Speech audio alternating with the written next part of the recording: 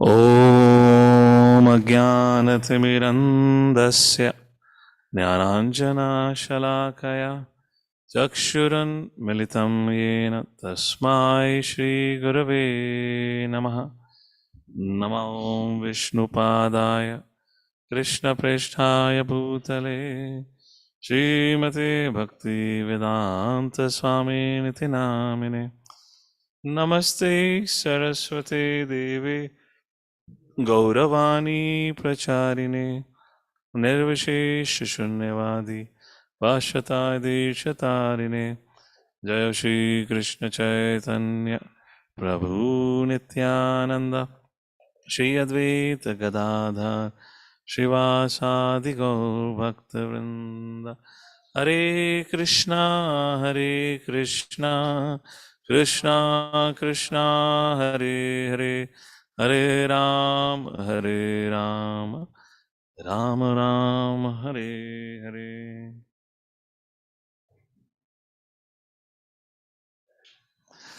Hare Krishna. So we welcome everyone for today's morning reading from Bhagavad Gita. We are reading from chapter number 2, verse number 40, wherein Lord Shri Krishna will begin to describe Buddhi Yoga, lifestyle according to Buddhi Yoga. Neha vikramanashosti pratyavayo na vidyate swalpamapi yasya dharmasya trayate mahato bhayat. Very important shloka is worthy to be memorized. In this endeavor, there is no loss or diminution. A little advancement on this path can protect one from the most dangerous type of fear. Purport. Activity in Krishna consciousness or acting for the benefit of Krishna without expectation of sense gratification is the highest transcendental quality of work. Please highlight. What is Buddhi Yoga, Karma Yoga, Bhakti Yoga is?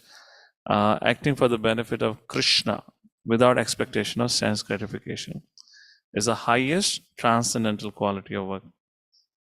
Even a small beginning of such activity finds no impediments, nor can that small beginning be lost at any stage.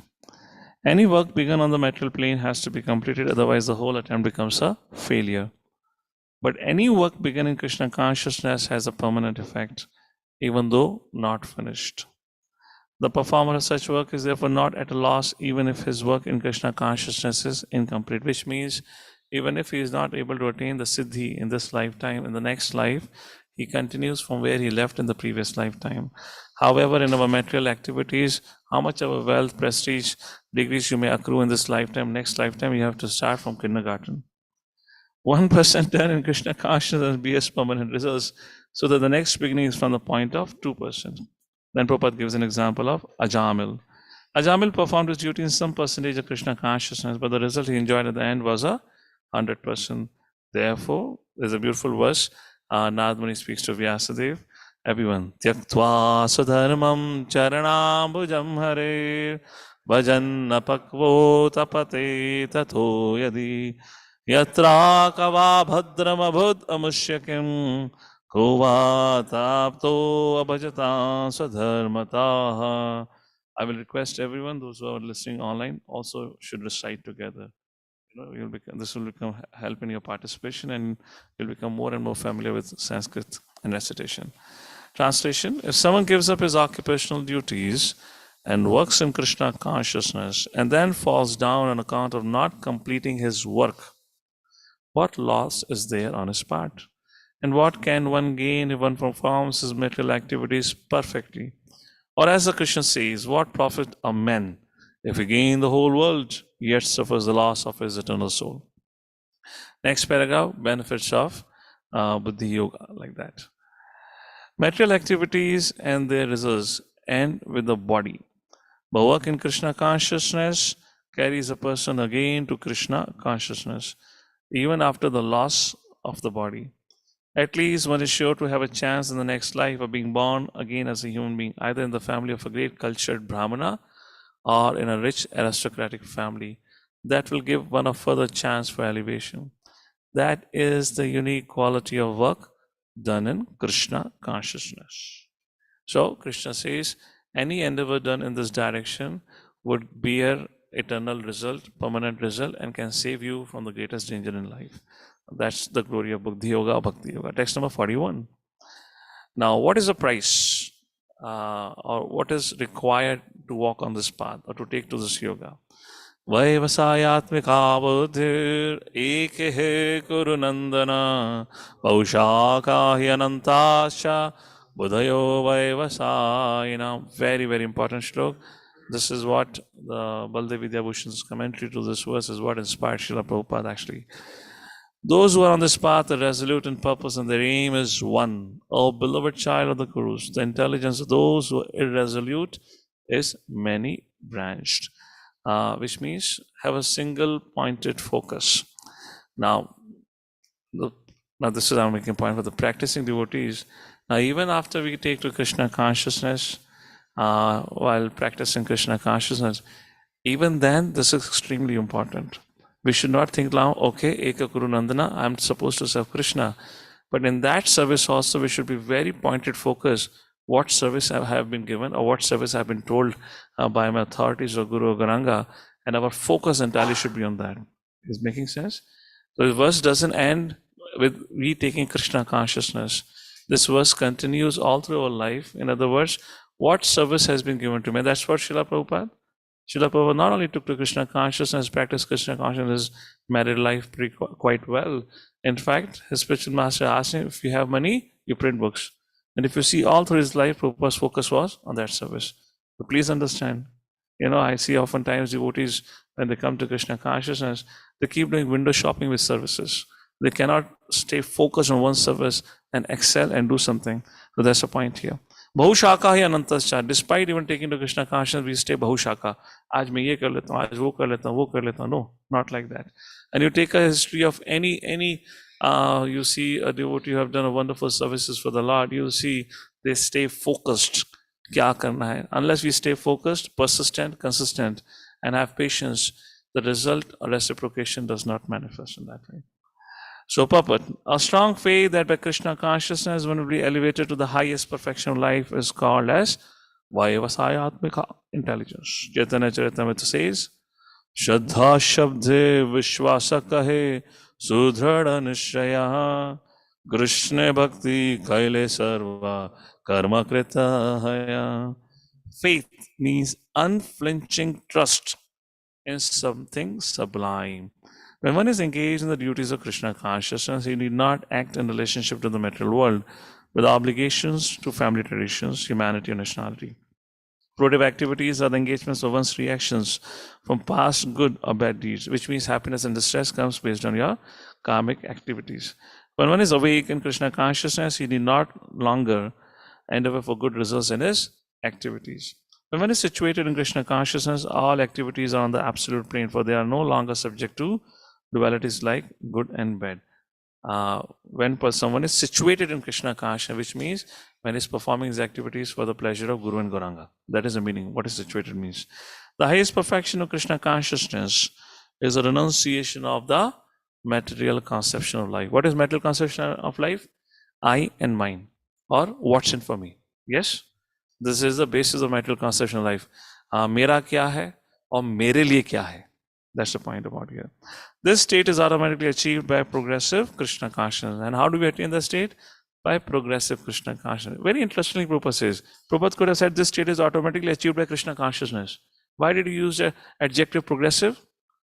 You have to be growing in your Krishna consciousness. You cannot say, I chant 16 hours, follow 4 principle, Nitai Gaur Haribol. No, that would become stagnant. Progressive means your faith should be increasing, your service contribution should be increasing, and 16 hours should be increasing to 24 hours, 32 hours, 48 hours. Okay, don't get frightened. Chant 16 hours, but increase your service contribution. The resolute purpose of a person is Krishna consciousness, is based on knowledge. So how does the determination comes? It is based on knowledge. 7th chapter, verse number 1. Vasudeva Sarvamatim Samahatma Sadulava, person in Krishna consciousness is the rare good soul who knows perfectly that Vasudeva Krishna is the root of all manifested causes. As by watering the root of a tree, one automatically distributes water to the leaves and branches, so by acting in Krishna consciousness, one can render the highest service to everyone. namely self, family, society, country, humanity, etc. If by Krishna is satisfied by one's actions, then everyone will be satisfied. And this is the faith that we need to have. We're talking about the faith. If I serve Krishna, everyone will be satisfied. My parents will be satisfied, my family members, my community, my country, the whole world, all the species will be satisfied, and all the devtas will be satisfied. And only then we can have determination to pursue Krishna consciousness, which means to serve Krishna. Next paragraph. But how do we serve? We should serve under guidance. Vaivasayatmika buddhi eke kuru nandana. So it is not that I pick up a service and I start doing something. No, service is always given and we follow that. That's the principle. That's what Prabhupada explains. Service in Krishna consciousness is, however, best practice under the able guidance of a spiritual master who is a bona fide representative of Krishna, who knows the nature of the student and who can guide him to act in Krishna consciousness. So who assigns seva to us? Our spiritual master, our teacher, knowing our nature, he advises us what service I should be engaged into. As such, to be well versed in Krishna consciousness, one has to act firmly and obey the representative of Krishna. Firmly means with determination. And one should accept the instructions of, please highlight, this is very important purport, a paragraph. Purport is definitely very important. We should act firmly. Firmly means focus. This is my seva, this is what I do. No distractions. Second, obey the representative of Krishna. How do we obey? By following the instructions of a bona fide spiritual master, by following the instructions as one's mission in life. Srila Prabhupada, what to speak about, you all know about Prabhupada's life. Srila Vishwanath Chakravarti Thakur instructs us in this famous prayer for the spiritual master as follows, which you all know. By satisfaction of the spiritual master, the Supreme Personality of Godhead becomes satisfied. Yasya prasada, Bhagavad prasada. Yasya aprasadan, nagati kutopi. And if my spiritual master is not pleased, nagati, I have no destination. That's the meaning of it. Last paragraph. The whole process, however, depends on perfect knowledge of the soul beyond the customary. This is fantastic if you look how Prabhupada is giving a purport. So what all has been discussed so far, you becoming focused, you becoming determined, you rendering service, you following the instructions of your spiritual master, you trying to please the senses of Krishna. It is only possible to the degree you have understanding you're not the body but the spiritual. How beautifully. So the foundation is to understand, which means not to act on the bodily platform. We act on the bodily platform, then all of these things cannot happen. So how beautiful Prabhupada says, the whole process, however, depends on the perfect knowledge of the soul beyond the conception of the body. Not theoretically, but practically. Now what practically means? Whatever happens, I have to make morning program as a priority of my life. I have to design my day in such a way that I don't miss my morning program. 4:30 to 9 is a program that Prabhupada has given us, and that is what it means. You're not. Now, transcendental, okay, I don't want to put a description on this. Is only as Bhagavad Maharaj was making a beautiful point on it. Okay, let's leave it. It'll become a longer discussion. But practically, what practically means? It should be visible in our action. And what is that action? Morning program. So you say, I understand the philosophy of Bhagavad Gita, and wake up at 7 o'clock. What is understanding about philosophy? Okay, that's a different thing. There have been services late night, that's a different thing. But I'm talking about, in general, everyday practice cannot be there. Once in a while, you're waking up late because certain services, health is not good, that is totally acceptable. But our priority of life should be complete morning program.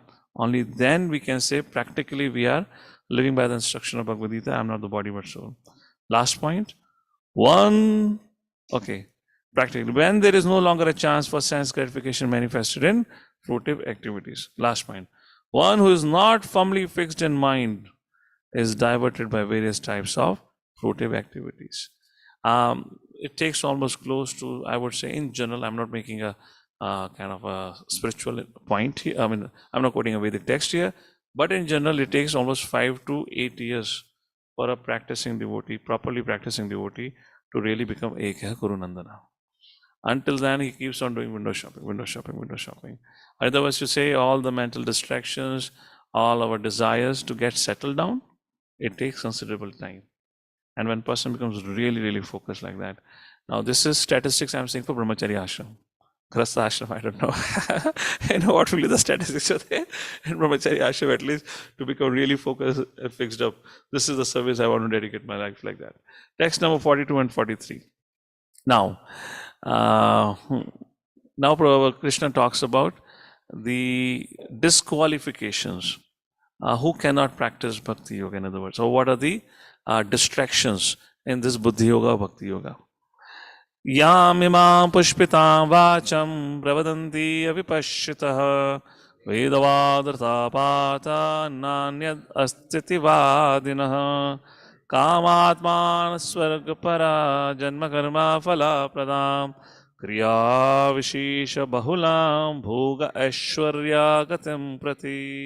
So you see that this is straightforward about bhoga aishwarya, about sense gratification. So men of small knowledge are very much attached to the flowery words of the Vedas, which recommend various fruitive activities for elevation to heavenly planets.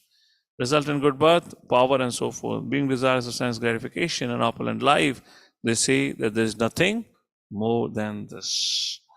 All right, we'll talk later on. No problem. Purport.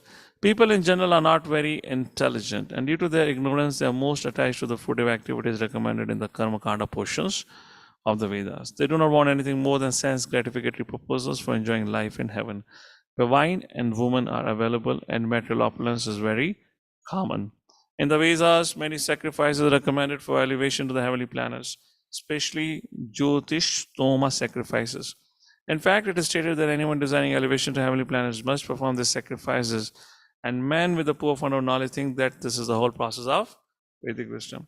It is very difficult for such inexperienced persons to be situated in the determined action of Krishna consciousness. As fools are attached to the flowers of poisonous trees without knowing the results of such attractions, I guess there's some flower called as poison ivy. If you touch it, your whole body begins to scratch. Wherever you touch, after touching the flower, wherever you touch your body, it begins to scratch. So they're attracted. In the Karma Kanda section of the Vedas, it is said, apama, somam, amrita, abhuma, etc., etc. In other words, those who perform the 4th month penances become eligible to drink the somaras beverages, to become immortal and happy forever. I can tell you so many times IT folks had asked me, "Arey, Krishna said you can drink somaras." मैं कहा तुम्हारे back Piper की बात नहीं हो रही थी या तुम्हारी विस्की की बात नहीं हो रही थी सोमारस कोई और सोमारस है They think this somaras is the regular whiskey bottle. Even on this earth, some are very eager to have somaras. See? Some are very eager to have somaras. Become strong and fit to enjoy sense gratifications. Such persons have no faith in liberation from material bondage, and they're very much attached to the pompous ceremonies of Vedic sacrifices. They're generally sensual. They do not want anything other than the heavenly pleasures. It is understood that there are gardens called Nandana Kanan. There's a good opportunity for association with angelic, beautiful women and having a profuse supply of somaras, wine. Prabhupada is after that. Such bodily happiness is suddenly sensual. Therefore, there are those who are purely attached to such material, temporary happiness as lords of the material. In other words, those who are strongly attached to sense gratification, or those who want to follow Vedic injunctions for the purpose of, fulfillment of their material desires, such people cannot become resolute in Krishna consciousness. That's the point here. Text number 44 continues. Bhogashwarya prasaktanam taya aparata chetasam Vaivasayatmika buddhi samadhau na vidiyate. So 44th is the conclusion of what is being discussed in 42nd and 43rd verse. Is in the minds of those too attached to sense enjoyment and bhoga, sense enjoyment, aishwarya, opulence, and taya aparat chetasam. Aparat means aparan chetasa, whose consciousness has been kidnapped. Who are bewildered by such things and kidnapped. Prabhupada says, who are bewildered by such things, the resolute determination for devotional service of the Supreme Lord does not take place. Vaivasayatmika buddhi samadhona vidiyate. Which means you will find many people come to the Krishna consciousness. In other words, come to temple, they may attend some programs. They're very excited when Krishna Prasadam is distributed. At times they're very excited when there's an opportunity to dance. Focus is not chanting Hare Krishna, focus is on dancing because that gives them pleasure. Focus is not on the prasadam, the mercy of the Lord, focus is on eating. They come, there some of the sufferings get alleviated in the association of devotees and hearing the transcendent sound vibration, and then they walk away. But these people, these are the categories of people who cannot really stick to sadhana bhakti principles. Chanting 16 hours, After 4 years also, they'll chant how much? 108, not rounds. 108 times Hare Krishna, which means one wala. So like that, that is a kind of people. I believe all of you would have seen. How many of you, those who are online, have seen this in your preaching? That people, year after year, some people are there, they just cannot stick to the sadhana bhakti principle. You know, they may give you some Lakshmi, they may give you some time here and there, but the essential sadhana bhakti principle never practice. These are the reasons for it. So that's what Prabhupada mentioned. Let's go to text number 45. So, what is the purpose of Vedas? Text number 45 and text number 46 answers that. Traigunya Vishaya Veda Nistraiguryo Bhavarjuna Nidvandu Nitya Sattvastu Niryoga Shema Atmavan. The Vedas deal mainly with the subject of three modes. O Arjuna, become transcendental to these three modes. Be free from all dualities and from all anxieties for gain and safety, and be established in the self. So, what is the aim of Vedas? To take us beyond the modes of material nature. Asutamat, Satagamaya, Tamasoma, Jyotirgamaya, Asatoma, Satagamaya, like that. So, all material activities include actions and reactions in the three modes. They're meant for fruitive results which cause bondage in the material world. The Vedas deal mainly with the fruitive activities to gradually elevate the general public from the field of sense gratification to a position on the transcendental plane. Arjuna, as a student friend of Krishna, is advised to raise himself to the transcendental position of Vedanta philosophy, wherein in the beginning there is Brahma Jigyasa, a question on the supreme transcendence. All the living entities who are in the material world are struggling very hard for existence. 15th chapter, verse number 7. For them, the Lord, after creation of the material world, gave the Vedic wisdom, advising how to live and get rid of the material entanglement.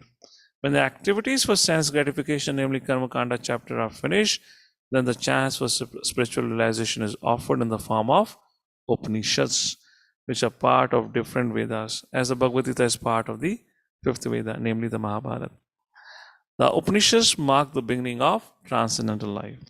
As long as the material body exists, there are actions and reactions of the material modes. One has to learn tolerance in the face of dualities such as happiness, distress, cold, warmth, etc. The transcendental position is achieved in full Krishna consciousness when one is fully dependent on the goodwill of Krishna. So, what is a full Krishna consciousness or transcendental position? When we have no other shelter than Krishna, which means whatever Krishna wants can do with us. Happiness, distress, everything is given by Krishna, and He knows what is best for us. That's the meaning of it. Text number 46. So, what do Vedas teach? There's a discussion going on. Yamanartha udapani sarvataha samapluttage tavan sarveshu vedeshu brahmanasya vijanataha. All purposes served by a small well can at once be served by a great reservoir of water. Similarly, all the purposes of the Vedas can be served to one who knows the purpose behind them. Purport. Very beautiful purport where Prabhupada talks about revival of our Krishna consciousness as the way for liberation. The rituals and sacrifices mentioned in the Karma Kanda division of Vedic literature are meant to encourage gradual development of self-realization. And the purpose of self-realization is clearly stated in the 15th chapter, 15th verse.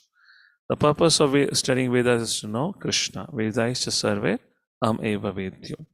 So self-realization means understanding Krishna and one's eternal relationship with Him.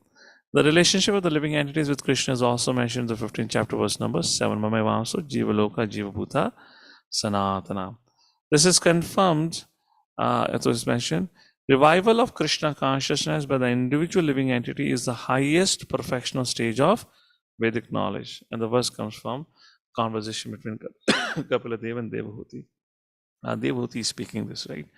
Aho batashva pachato gariyan yajivva gareva tate namatubhyam te purtapaste juvu shashnurarya Brahman charnamagrananti. Oh my Lord, a person is chanting your holy name. Mother Devati is telling Kapila Dev. All the born of a low family like that of a Chandala dog eater is situated in the highest platform of self-realization. Such a person must have performed all kind of penances, sacrifices according to the Vedic rituals, studied the Vedic literatures many, many times after taking his bath in all the holy places of pilgrimage. Such a person is considered to be the best of the Aryan family. Now, what are the drawbacks? So one must be intelligent enough, but the drawbacks is that we have to be careful of our Vedic study. One must be intelligent enough to understand the purpose of the Vedas without being attached to the rituals only, and must not desire to be elevated to the heavenly kingdoms for a better quality of sense gratification. It is not possible for a common man in this age to follow all the rules and regulations, nor is it possible to study all the Vedanta Upanishads. It requires time, energy, knowledge, and resources, which is hardly available in this age. So, how can we do? What is the best purpose? How can we serve Vedas? Or the best purpose of the Vedic culture is served, however, by chanting the holy name of the Lord, as recommended by Sri Chaitanya Mahaprabhu.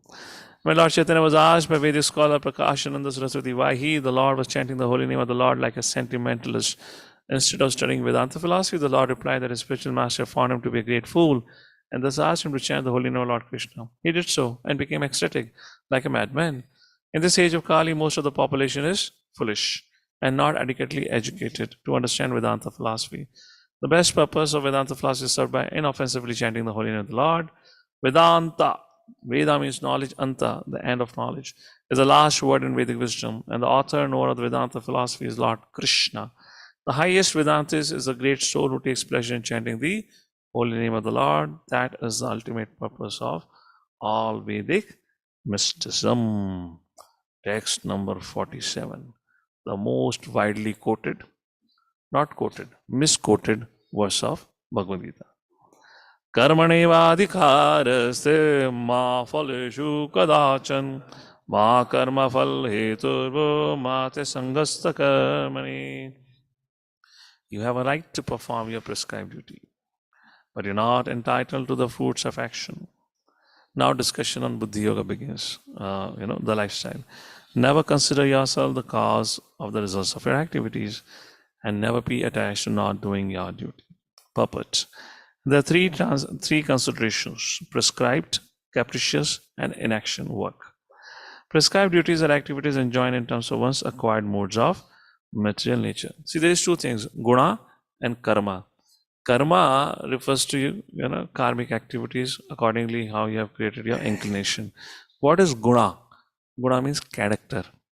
Guna refers to your vrittis, your subtle consciousness, which is stored in the mind, which actually indicates your character. So character and karma gives competence, inclination to do certain things. Character plus competence defines what service you should render. That is what guna and karma means. What is that? Character and competence. And that's how I'll speak about it maybe when the Chaturvarna Mash session to explain that. But because it was mentioned here, so I just want to highlight that. What is guna and karma? We have a very vague understanding at times. So if somebody asks you to do particular service, you have to understand both your character and competence would have been evaluated. I'm talking not in the outside world, but in Krishna consciousness. Any leadership has to understand the character of an individual and his competence, and accordingly a responsibility is given. You're getting it? That's how different services should be assigned ideally, like that. Of course, but it takes time to understand character and competence. Competence is easy, we can easily understand the competence, but character takes a time actually. Why was I talking about this character? Anyways, never consider yourself the cause. We were talking about considerations. So, prescribed duties, I was speaking about this. Next, capricious work means actions without sanctions of authority. And action means not performing one's prescribed duties. What a beautiful way Prabhupada explains. So, although you are doing activities, but yet it is considered inaction, which means shama evahi kevalam. It's a fruitless labor. So what Prabhupada says inaction? Inaction means not performing your prescribed duties. The Lord advised, just like you are eating, but your stomach is upset. Not stomach, your digestive system is upset. You're eating, whatever you eat, it comes out as a waste. There's no digestion has happened, no energy has been created. That is what it means, inaction. Although you have eaten, but you feel like no energy, which means as if you're not eaten. That is how Prabhupada is saying inaction means not performing one's prescribed duties. The Lord advised that Arjuna not to be inactive, but that he performs his prescribed duty without being attached to the result. One who is attached to the result of his work is also the cause of the action. Thus, he is an enjoyer or sufferer of the result of such actions. Beautiful point. This is called as karmavad. As far as prescribed duties are concerned, they can be fitted into three subdivisions: routine work, emergency work, and desired activities.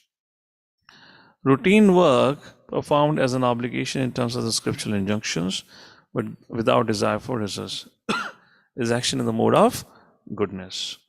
So this work should be done most of the time if you want to cultivate goodness. Which work? As an obligation in terms of the scriptural injunctions without desire for results. Work with results becomes the cause of bondage, therefore such work is not auspicious. Everyone has his proprietary right in regard to prescribed duties, but should act without attachment to the result. Prabhupada says proprietary right in regard to prescribed duties.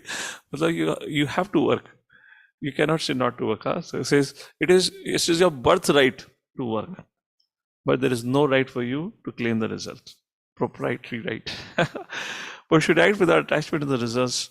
Such disinterested obligatory duties doubtlessly lead one to the path of liberation. And to conclude, Arjuna was therefore advised by the Lord to fight as a matter of duty, which becomes a prescribed duty for him without attachment to the results. His non-participation in the battle is another side of attachment. Such attachment never leads one to the path of salvation. Any attachment, positive or negative, is cause for bondage. Inaction is sinful. Therefore, fighting as a matter of duty was the only auspicious path of salvation for Arjuna. Srila Bhaktivinoda Thakur in his Chaitanya Shishtastakam, not Chaitanya Shikshamrit, there he talks about 4 levels of relationship with the Lord. First, based out of fear.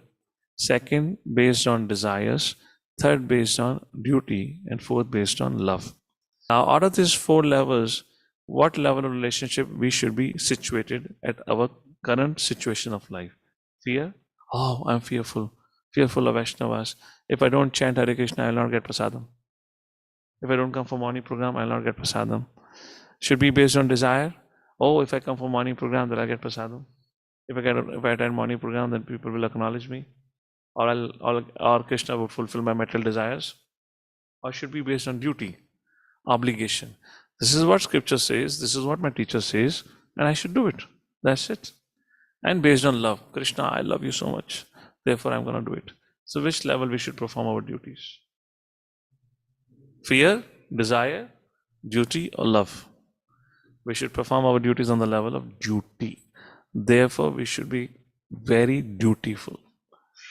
We should be very, very attentive what we have been told, and we should take a full responsibility of it and literally make it as a life mission.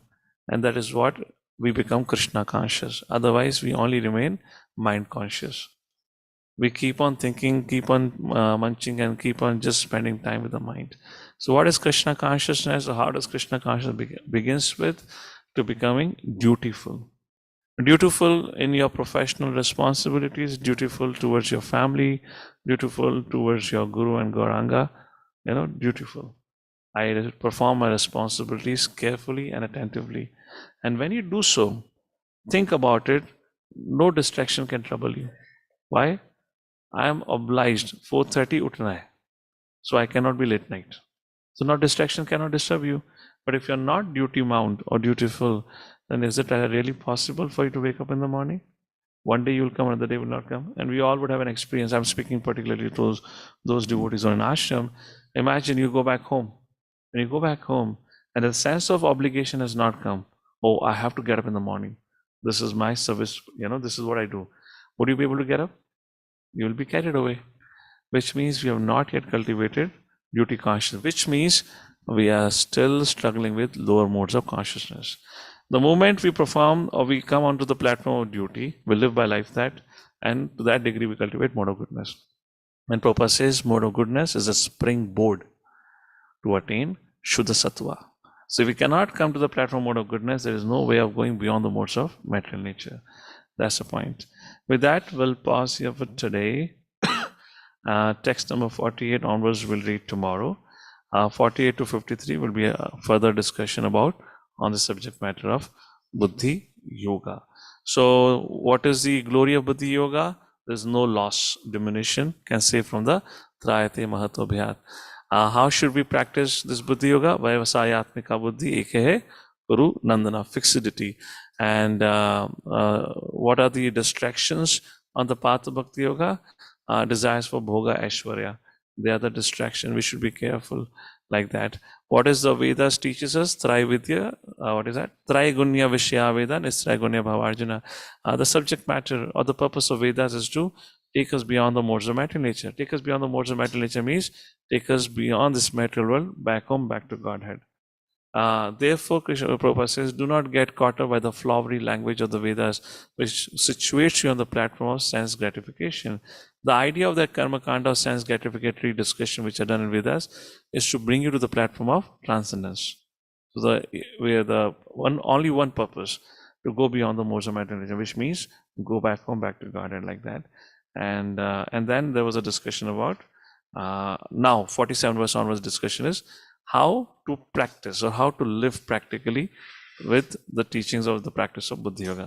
So 47 verse we saw, 48 verse onwards we'll see tomorrow onwards. With that, we conclude here for today. Jagadguru Srila Prabhupada ki Srimad Bhagavad Gita.